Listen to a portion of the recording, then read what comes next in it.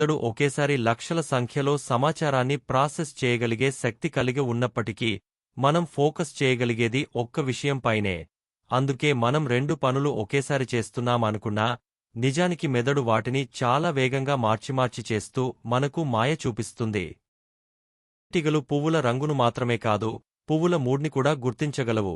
పువ్వు తాజాగా ఉందా, నీరు తక్కువై ఒత్తిడిలో ఉందా అన్నది కూడా అవి తెలుసుకుని తమ జట్టుకి తెలియజేసే అద్భుతమైన నృత్యం ద్వారా ఆ సమాచారాన్ని పంచుకుంటాయి. చంద్రునిపై మనిషి వదిలిన అడుగుల ముద్రలు లక్షల సంవత్సరాలపాటు అలాగే ఉంటాయి. ఎందుకంటే అక్కడ గాలి లేదు, తుపాన్లు లేవు, వర్షం లేదు, కాలం కూడా వాటిని చెరిపేలేదంటే మనిషి ప్రయాణం ఎంత గొప్పదో చెప్పడానికి ఇది చిన్న ఉదాహరణ మాత్రమే. పులి పంజా ముద్రలను చూసి దాని ఆకలి స్థాయి, ఆరోగ్యం, ఏ జంతువును వెంటాడుతోంది అన్నది కూడా అంచనా వేయగలుగుతారు. అంత బలమైన జంతువుకి అడవిలో మెసేజ్లు పంపడానికి ఇదే సోషల్ మీడియా. గుండె జీవితాంతం 3 బిలియన్ కంటే ఎక్కువసార్లు కొడుతున్నప్పటికీ దాని శబ్దం స్టెథోస్కోప్తో తప్ప మనకు వినిపించదు. కాని ఒక చిన్న భయం లేదా సంతోషం వచ్చినప్పుడు మాత్రం అది బయటికి శబ్దం వినిపించేంత బలంగా స్పందించడం నిజంగా అద్భుతమైన విషయం. అంతరిక్షంలో వ్యోమగాములు తమ శరీరం మీద పనిచేసే గ్రావిటీ లేకుండా ఉండటం వల్ల 2 ఇంచుల వరకు పొడవు పెరుగుతారు.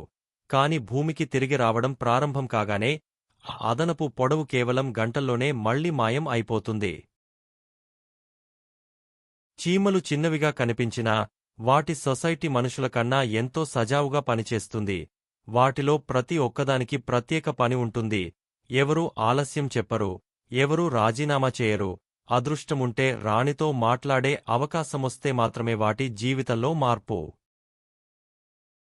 మనిషి నిద్రలోకి జారిపోతున్నప్పుడు ఒక్కసారిగా శరీరం జంప్ అవడం అనుభవం అందరికీ ఉంటుంది. దీన్ని హైప్నిక్ జర్క్ అంటారు. ఇది మన మెదడు ఇంకా పడిపోతున్నావు, జాగ్రత్త అని ఇచ్చే చివరి వార్నింగ్ అని శాస్త్రవేత్తలు చెబుతున్నారు. డాల్ఫిన్లు మాట్లాడే శబ్దాలు మనకు వింతగా అనిపించినా అవి ఒకరికొకరు పేర్లతో పిలుచుకుంటాయి, శుభ్రం అయిన నీటి గురించి చెప్పుకుంటాయి, ప్రమాదం ఉందని చుట్టూ ఉన్నవారికి హెచ్చరికలు కూడా ఇస్తాయి. మనం ఊహించిన దానికంటే అవి తెలివిగా ఉంటాయి. భూమిపై ఉన్న ఇసుకరేణువుల కంటే విశ్వంలో ఉన్న నక్షత్రాలు ఎక్కువ అని శాస్త్రవేత్తలు చెప్పడం, మనం చూసే ఆ రాత్రి ఆకాశంలో నిజానికి కనిపించని ఎన్నో గెలాక్సీలు దాగి ఉన్నాయని తెలియజేస్తుంది.